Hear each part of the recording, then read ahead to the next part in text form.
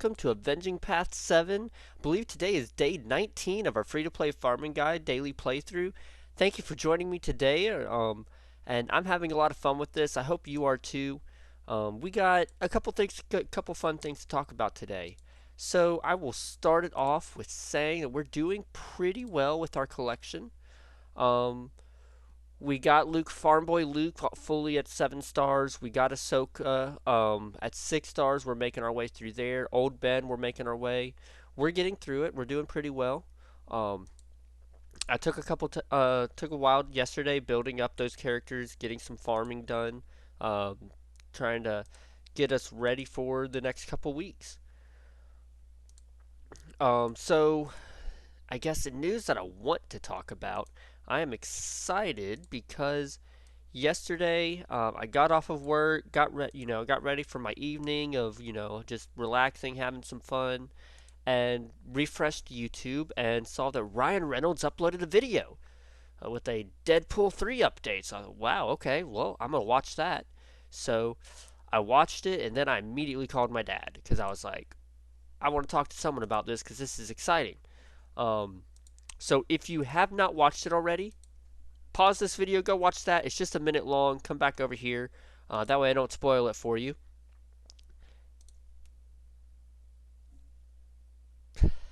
All right. So, hopefully you're back now or you've already seen it. And across the trailer, of course, Ryan Reynolds he's just talking about working on Deadpool 3, which as we know Disney is going to be producing Deadpool 3, and they have said that it will be rated R. So we'll see if that does come to fruition as a rated R movie.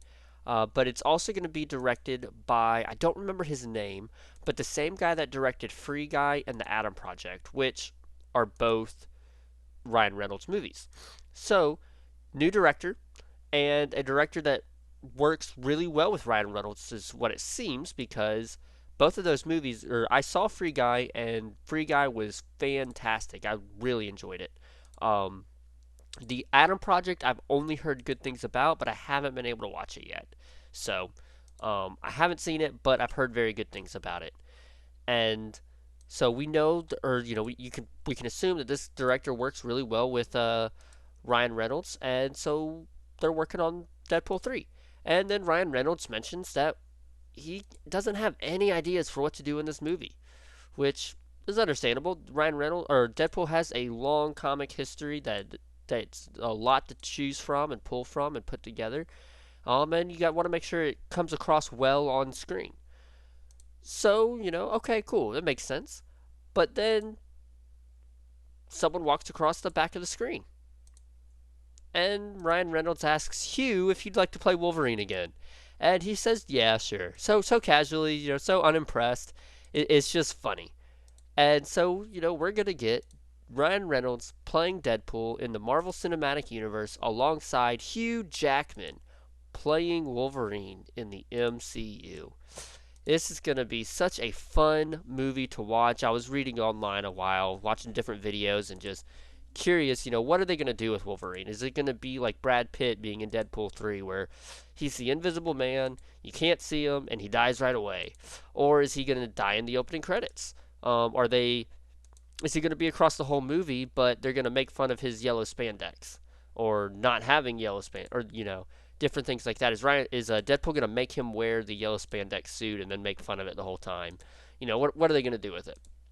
So, we have I think 2 years from just under 2 years that we have to wait for this movie. It's going to be fun. I'm excited about it. I'm probably just I'll work on that one more later today, but wanted to at least get that done. This one we are all set. Oh, I do have 40 sim tickets. That's nice. So yeah, Deadpool 3 with Wolverine and Hugh Jackman. That's exciting. I'm ready for that.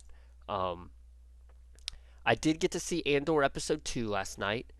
I enjoyed it. It's still slow. I've all the things I've heard about it is episode 3 is where it really picks up. I think the character I'm most interested in is the I don't remember the name of the group, but the soldier that is investigating the murder of their employees. I say soldier, police, I guess is kind of what they are. But he's investigating the Cassian's murder of those two guards, and in the middle of episode 2, he gives that speech to the rest of the soldiers as they're heading towards Ferrix, I believe.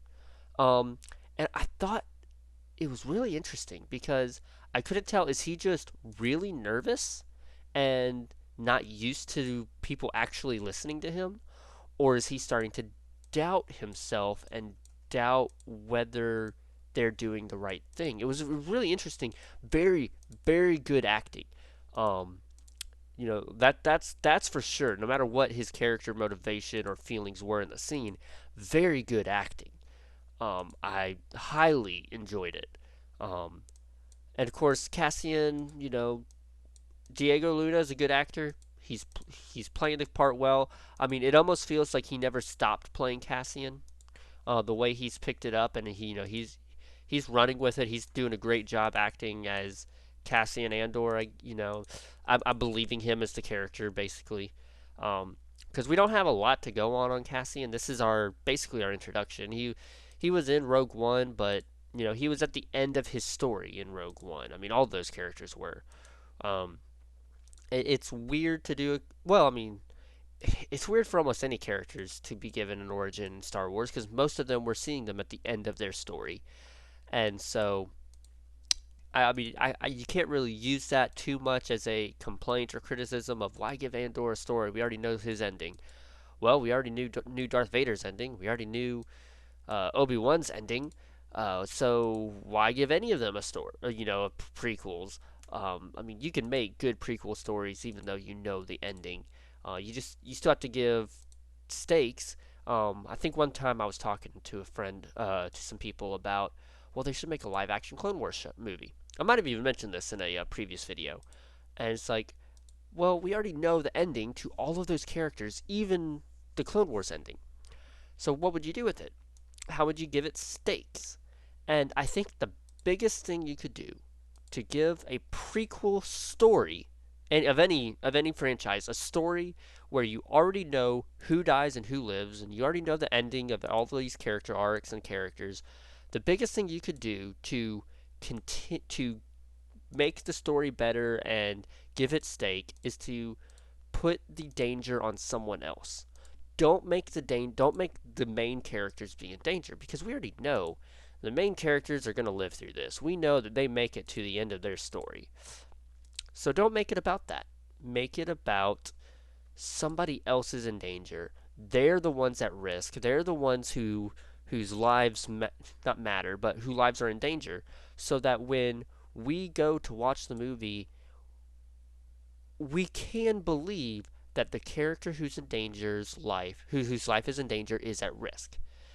And then, okay, you don't break the belief of the fans. You don't break the immersion because it can be easy to do that. When it's like, oh well, it's the main character, he's not gonna die. Because like you don't want to always be fearing your character's death, but you do want to have a sense of risk so that fans like can have some emotional stake and be worried and take that sharp breath when something dangerous happens.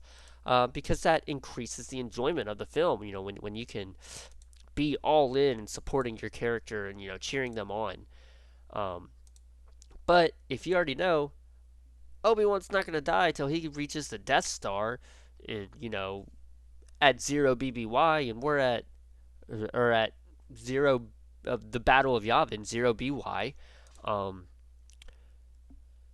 and we're at 30 BBY, well, he's not going to die. He's got to live another 30 years. So, changing the stakes to something else, and I think they've kind of done that with this because, he's searching for his sister. Whoever she is or wherever she is, she's the one that potentially could be in danger. I mean, he's in danger, but we know he's gonna make it. It's who are the people around him who become in danger that we worry about and have to, hope makes it through because we don't know. Um, One thing I did notice, I was out at a doctor's office, and they turned on Rogue One to be played. I'm like, okay, cool. I got a little worried they were going to play Andor. I'm like, oh, I'm going to have to say something if they do because I want to watch it in a good setting with a good TV, with sound turned up, with my full attention. But they didn't. They played Andor, or they played Rogue One. And I thought, okay, cool. And then there's the scene where, Cassian Andor is introduced, and he meets a friend. Stormtroopers come upon them. He kills the stormtroopers, and then he either leaves the friend for dead or he shoots the friend. But either way, he betrays his friend. Well, that friend, I believe, is one of the same two guys, one of the two guys that he is friends with and meets on Ferrix in this show. And I thought, oh, that's awesome. They brought the guy back. They're giving more story to him as well. They're, keeping us in this world, immersed in this world. And I'm like, that's cool. Because that's one of the things I really, really do like about Star Wars, is that it has such a big world, a big universe that you can draw from and build upon and make better and all those things. Um, they just need to do that and use it, and they kind of have with Mandalorian. They've been doing that with Mandalorian. Uh, they're what is it called? There's the Sith D plus show that they're making. Um, I don't remember the name of it, but there's one with the Sith where I think it's supposed to be like about the first Sith or about Darth Plagueis or something like that, building upon the expansiveness of the Star Wars universe. So I enjoy that stuff because I enjoy a deep world, a deep story, one that's expansive and you have to remember a lot. That's why I like the MCU right now. That's why I like Star Wars right now because it feels like Marvel MCU feels like the comics where you gotta, there's so many different things to read and you don't have to. You can get the good story or a good story without being a part of everything. But I enjoy watching everything. I enjoy a week to week story as well as a special movie every once in a while. Um, with Star Wars, I've read a few of the books. Some of those books are really good. I love playing the video games. I love watching the shows. I love watching the movies. And I want all of them to have an effect on the rest. And I know they never will because one of the biggest complaints I've heard about video games, video games, like some of the more recent Halo games, is, well, I had to read books to understand the video games. Some of the Star Wars movies, you were supposed to read books to understand the movies, and people don't like that. People don't want to have to, you know, s- stay connected to such a big universe just to understand their one movie, and so they're never going to, make it integral to the story. It'll always be additional filler content, which I can be okay with as long as your extra mediums are affected by the big mediums and stuff like that. So it's understandable. I still enjoy it. I hope you do as well. If you've made it this far in the video, thank you so much. Please subscribe if you haven't already. Hit the like button if you do enjoy this. Comment below. I'm sure I'll have a question in a second for what I want to hear below. Um, One thing I do want to say is if you were brought here by one of my other videos or suggested, thank you so much for clicking on the video and joining. I am having a ton of fun doing this. I make a video every day.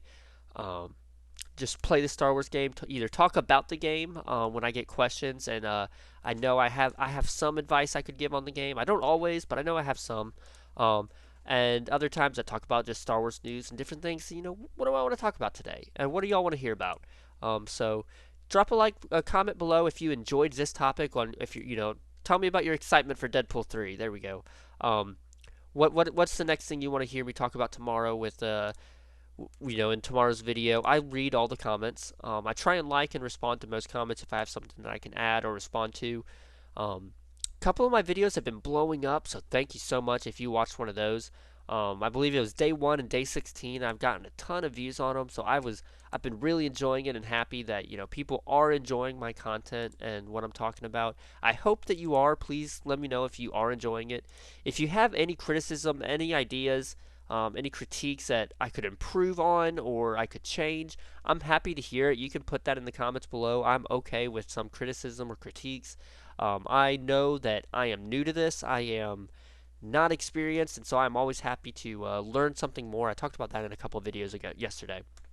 Um, so I will end it there. Thank you for making it this far. Thank you for watching my videos and joining me in this. My goal is to make a community about having fun in our different video games. So y'all have a great day. I will see y'all tomorrow. Uh, May the force be with you.